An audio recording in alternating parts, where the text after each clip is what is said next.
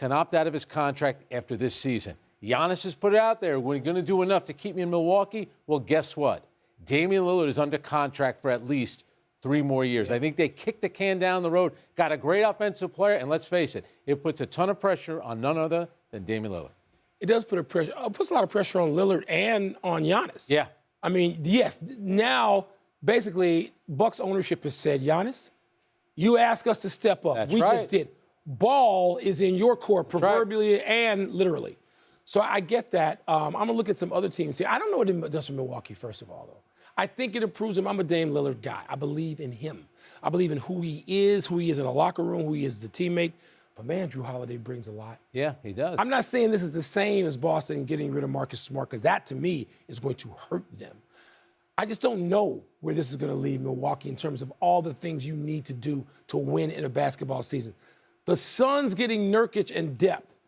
I mean, you know how I hate Grayson Allen. But now a team I care about is there. By the way, you want him on your team. Oh, he's going to compete. He's going to compete. They just got physically tougher. Yeah. With Nurkic and 100%. Allen and Nasir Little. They got tougher. They got even more depth. Nurkic could defend Nikola Jokic, his former teammate in Denver. Okay, so I get that.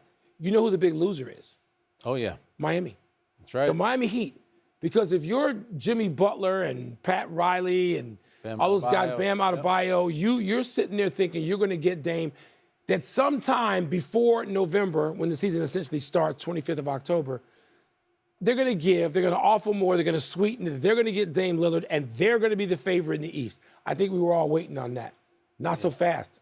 They're not the favorite in the East. Well, and Damian Lillard, you know, he wanted to go to a contender. Now, he doesn't get the weather that he wanted, but he actually has a team that has won a championship. We know Eric Spoelstra's won. We know that Pat Riley has won. But Jimmy Butler and Bam Adebayo, yes, they've been to the finals, but they haven't won yet. And I think for Giannis, he's going to be motivated. He's got a bit of a Kobe Bryant mentality. He's just driven player. He knows he's the reason that they lost in the first round to Miami. He got hurt.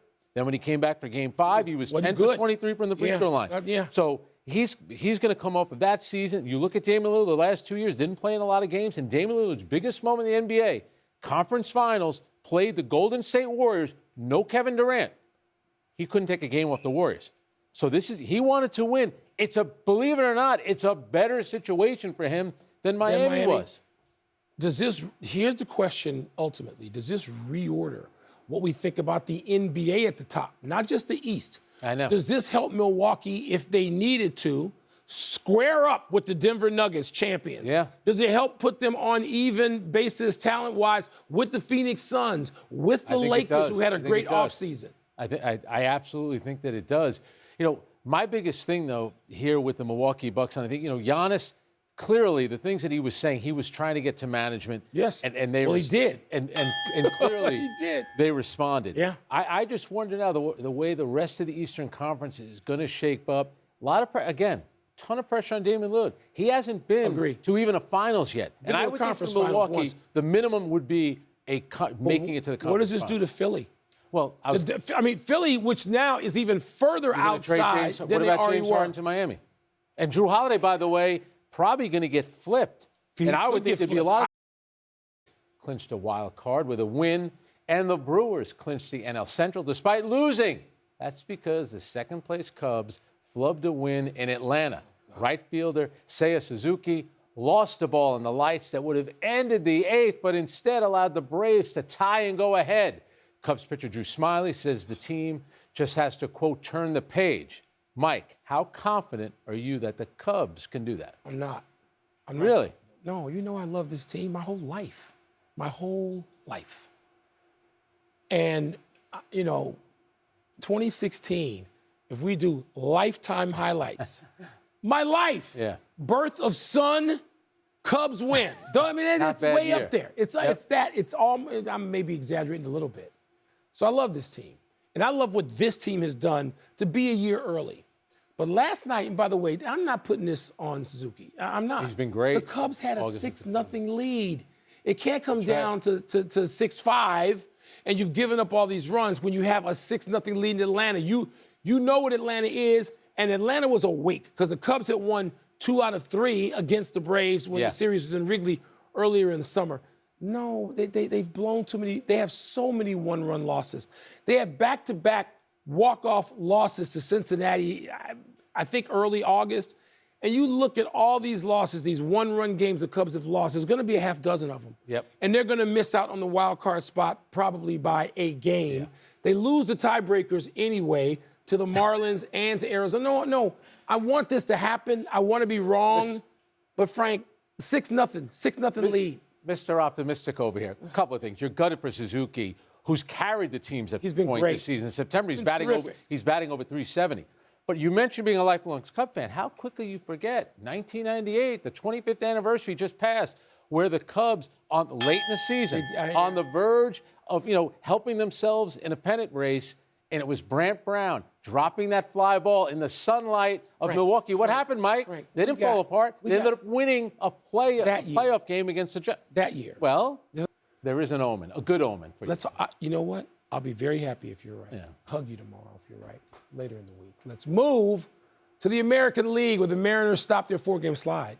George Kirby threw 6 shutout innings as the M's beat the Astros and moved to within a half game of Houston for the third and final wild card. Frank, would you rather be the Mariners or the Astros from here on out? Mariners are home. I'd rather be the Astros because they have Framber Valdez going tonight against Bryce Miller. Here's the thing about this game. We're prone to hyperbole. This is the biggest game of the MLB season. The loser of this game tonight is going to be in a lot of trouble because Houston gets the Diamondbacks, and then, of course, the Mariners get Texas for 4 games. So it's not in But Texas. at least they get them at home. About Get them in Seattle. Yeah, but they're going to win. They're probably going to win the division at this point. Here's my thing about the Astros. And when we all talk about this race, we look at the Astros and say, well, they've won World Series. They have experience. What happened last night? Jose Altuve, it all started when Jose Altuve airmails a throw to third base over Alex Bregman's head. Then Kyle Tucker did the same thing. So the team that you look at and think, you know what, they've been there before. They have not that toughness team about right them. now. That was Justin shocking to Verlander me. addressed this, by the way. This is why I'd rather be Houston still. You mentioned Framber Valdez. Verlander, you've got in your pocket if you need him. If you need him. That's right. So I'm not going against Verlander over anybody in baseball right now. And Verlander referred to this in some remarks the other day. He talked about sort of the ups and downs that the team had not experienced in terms of its own performance in a couple of recent seasons, but they are right now. I just think the Astros have an awareness. Look, I may be slow on the take here to count on the Astros despite this recent evidence to the contrary. But I'm going with tomorrow's starting pitching. I hung around the dugout in the office of Earl Weaver too long when I was a young baseball writer and talked about momentum being tomorrow's starting pitcher. Yeah. I'm going to go with those guys. And and let's give Kirby a lot of credit. It was bases loaded, 1 out in the top of the first. He got out of that, retires 12 straight at one point. He did a trip. That essentially saved their season. The problem is the Mariners tonight need another big performance. We're going to be saying that for the next few nights. You're right. Where one game looks like this one is a huge swing game tonight, the final game of the series. We're going to take a break. But coming up, will Inter Miami risk playing Lionel Messi? Bow your heads when you say his name in tonight's U.S. Open Cup final. The Flamingos, they are. And the Liberty and Aces put up wins last night. Yeah. What's the word for that? Yeah. What's the deal? I want to see that. Be confident about the Cubs. Same thing happened 25 years ago. No, we don't do confidence. There was also a weird home run chase that year as well. We pray. Inter Miami would be blank to risk playing Lionel Messi in tonight's U.S. Open Cup final. All right. Messi's got some issue with some old scar tissue. This thing doesn't necessarily just go away, that kind of ailment. I'm going to say properly ambitious, because all soccer teams talk about worldwide, managers, star players, is winning a trophy. That's right. Holding a trophy. That's right. This would be that team's second trophy since getting Messi. That's what they play for. He's 100 years old. You're not putting him on the shelf so he can be ready for some, tournament in 4 years. Yep. You're playing Messi because you got him now. Now, this is his call. But properly ambitious, this is what these teams do. Why wouldn't you play him? What are you holding him out for? Yeah, you're right. I think it would be justified. I think what's going to happen, because remember, in a final like this, if it's tied at the end of regulation, they play the 2 15-minute overtimes. That's 30 extra minutes before it goes to penalty kicks. So I could see a scenario just like the game that I went to back in August in New York when he was tired. They wanted to rest him. They brought him on with 30 minutes to go. They're playing Houston. Houston isn't a great team. I think he's going to play, but Mike, this is a big part of it. If you start him, now you're looking at 90 minutes, maybe plus 30. That's a lot for a guy carrying this injury. So I think he's going to play, but I think they're going to bring him in at the 60th minute in a tight list. If they were losing 2-3-0, he's not coming. If they're winning 2-3-0, he's not coming in. Yeah, but if it's tied or they're down, get down in a situation because Messi could have impacted I get it. the game earlier. You know anything about scar tissue injuries? No, but I know. I'm sure it hurts. It does, but it's not like it's pain tolerance. But it's not like having a badly sprained knee or a sprained ankle or a pulled groin or a hammy. Don't tell me Messi's not playing. I don't want to hear that. And to your point, he's been all in. In the month of August, he played 600 minutes. Yes. That's the most he had played in a calendar month since leaving Barcelona. So he is committed to playing for this team. Let me ask you one other question. We talk about GOATs. Yep. You think Michael Jeffrey Jordan would be sitting this out? You're 100%. You think Wayne Gretzky would sit this out? No. You're 100% right. No. I think he's going to play. By the way, when he didn't play the last game against Orlando, they drew 1-1. Orlando's got a good team. So Miami, they're rolling, and he gives them a lot of confidence, obviously, even when he doesn't play. What's next? It's blank that the Liberty and Aces both won last night. This is very simple for me. This is fitting because we're not supposed to root, but we're rooting. Yep. You want to see the two best teams in the sport play for the championship. That's the Liberty, and we see Breanna Stewart holding up her MVP trophy. We want to see them play for the championship, plain and simple. So it's fitting that they won. Because I'm going to tell you, obviously, we thought the Liberty had to win that game, 100%. having dropped game one at home. 100%. And listen, that was close. I remember checking the score last night because I was out, and it was a 2-point game, and I'm thinking, wow, could the Sun pull off another win here and threaten this whole, scenario of the two best teams getting to the championship? Yeah. My word is predictable, and hear me out on this one. First of all, the Aces are so much better than Dallas. Asia Wilson finished third in the MVP voting. So like your buddy Michael Jordan did a million years ago when Karl Malone won it, he uses it as motivation. She took it out on, Alyssa Thomas, by the way, finished second. And she could have been the MVP. And she got the most first-place votes. She could have been the MVP. But here's the other predictable part. The Liberty needed the win, and Breanna Stewart's a great player.